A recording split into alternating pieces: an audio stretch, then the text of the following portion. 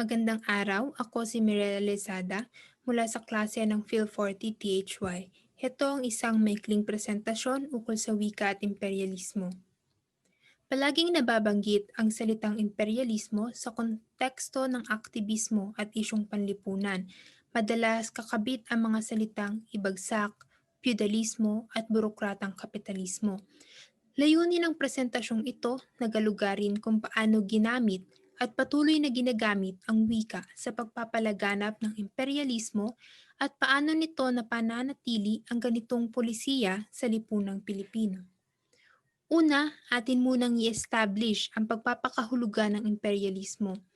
Ayon sa Merriam-Webster, ang imperialismo ay isang polisiya, praktika o advokasya kung saan ang kapangyarihan at pamamahala ng isang bansa ay pinaaabot sa ibang lugar sa pamamagitan ng direktang pagsakop sa isang teritoryo o hindi direktang pagkontrol sa politikal o ekonomikal na aspeto ng isang bansa. Dagdag pa ng Britannica, lagi itong may kaakibat na paggamit ng kapangyarihan sa iba't ibang forma, maaaring military o ekonomiko. Ito ay madalas itinuturing na hindi katanggap-tanggap. Bilang isang daluyan ng komunikasyon at interaksyon, nagkakaroon ng wika ng malaking parte bilang medium ng imperialismo.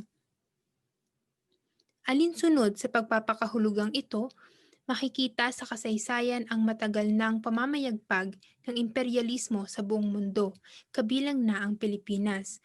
Mula noon hanggang ngayon, mayroon at patuloy pa rin ang pag-usbong ng imperialismo sa ating bansa. Kung babalik tayo sa kasaysayan, makikita ang paggamit ng wika upang makapasok ang imperialismo sa bansa.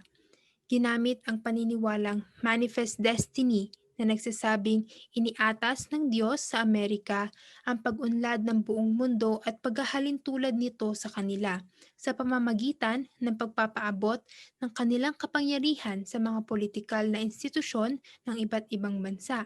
Sila bilang gabay ng nasa dilim at sila bilang tagapagpalaya.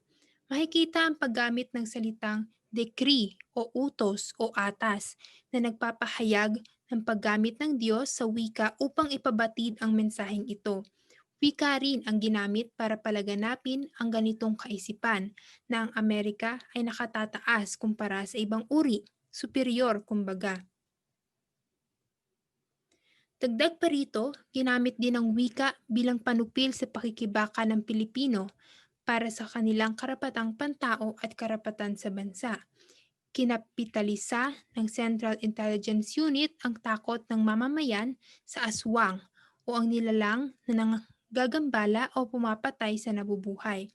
Pinaniwala ang mga Pilipino, ang hook at ang batayang masa na totoong aswang ang pumapatay sa mga biktima. Bukod pa rito, nagpakalat sila ng leaflet kung saan nakaguhit ang Eye of God na nagpapahiwatig na may nilalang na nanonood sa kanila. Madalas nagdudulot ito ng matinding takot kaya nabawasan ng suporta ng mamamayan sa hook. Ginamit ang wika ngayon sa forma ng kwentong bayan at simbolo bilang sandata upang supilin ang pakikibaka laban sa imperialismo. Nagtagumpay ang CIA sa taktikang ito, kaya napanatili ang kontrol ng Amerika sa Pilipinas. Isa ring forma ng imperialismo ang pagkontrol sa konstitusyonal na batas, isa pang gamit ng wika, katulad ng nasabing Belt Trade Act kung saan ipinagkakaloob ang pantay na karapatan ng mga Pilipino at mga Amerikano na gamitin ang ating likas na yaman at magpatakbo ng negosyo sa bansa. Ngayon naman, magtungo tayo sa mga modernong anyo ng imperialismo. Di mapagkakaila na ang imperialismo ay patuloy na umiiral, hindi lang sa ating bansa kung hindi ay sa buong mundo. Ilang halimbawa na mababanggit sa konteksto ng Pilipinas ay ang K-12 na pinatupad noong 2011, ilang batas at kasunduan kagaya ng 100% foreign ownership at VFA at ang intelektuwal na imperialismo. Una, ang K-12 mula sa 10 taon ng basic na edukasyon, ngayon ay mayroon ng 13 taon ng basic na edukasyon. Bunga ito ng kinikilalang pamantayan para sa mga mag-aaral at propesyonal sa buong mundo. Mayroon itong layunin na makapag-produce ng globally competitive students. Pansinin na ginamit ang salitang globally competitive students na may positibong konotasyon. Ngunit ano nga ba ang tunay na attitude sa likod ng mga salitang ito? Ang attitude ay ilabas sa bansa ang ating mga kapwa Pilipino at maging empleyado ng malalaking dayuhang korporasyon. Sa puntong ito, mahalagang tukuyin ang oryentasyon ng edukasyon. Ano ang pinapasang attitude sa mga mag-aaral, sa mga eskolar? Simple lang ang sagot.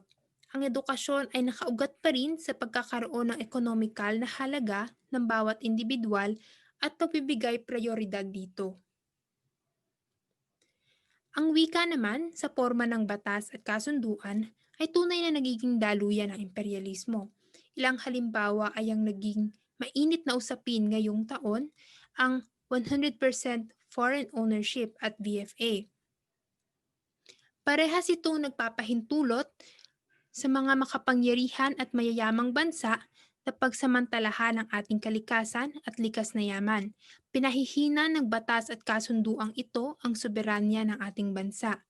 Mahalagang mabanggit ng opisyal na VFA na ma-access sa officialgazette.gov.ph ay nakasulat lamang sa wikang Ingles.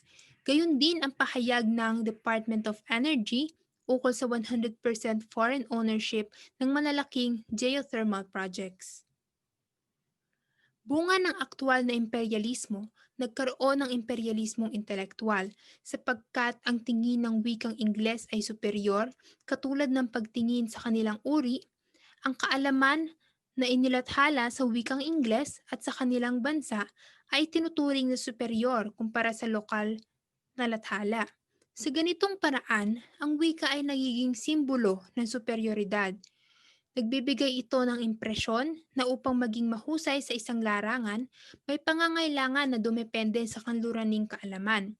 Ang pagdepende sa mga makapangyarihang bansa ay hakbang ng imperialismo. Sa ganitong paraan, nakokontrol ang impormasyon na natatanggap batay sa layunin ng bansang naglathala nito. Bilang daluyan ng komunikasyon at interaksyon, tunay na versatile ang wika at maaaring gamitin ayon sa layunin at pagtatangka ng isang individual. Ang wika ay maaaring gamitin bilang medium ng propaganda. Ito ay maaaring gamitin katulad ng paggamit ng imperialismo at patuloy na manupil ng pambansang demokrasya at soberanya. Sa kabilang banda, maaari rin itong gamitin bilang wikang mapagpalaya, nakakalas sa mga tanikalang matagal nang umiiral, umaapi at nagpapahirap sa bawat mamamayang Pilipino.